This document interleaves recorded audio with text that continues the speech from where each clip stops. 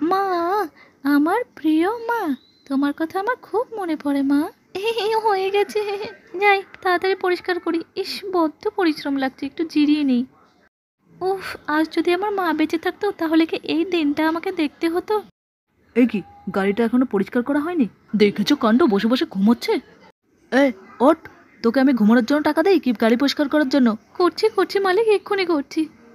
কাজ করো ভাই, কাজ করো, নিজের অনেক নাম করো। কাজ করো ভাই, কাজ করো। আরে, এখানে তো মা লেখা রয়েছে, মায়ের নামটা আমি কি করে মুছবো?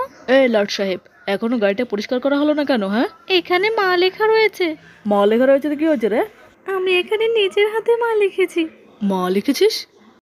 হ্যাঁ মালিক, আমার তো মা নেই, মায়ের কথা আমার খুব মনে পড়ে, তাই আমি লিখে ফেলেছি মালিক।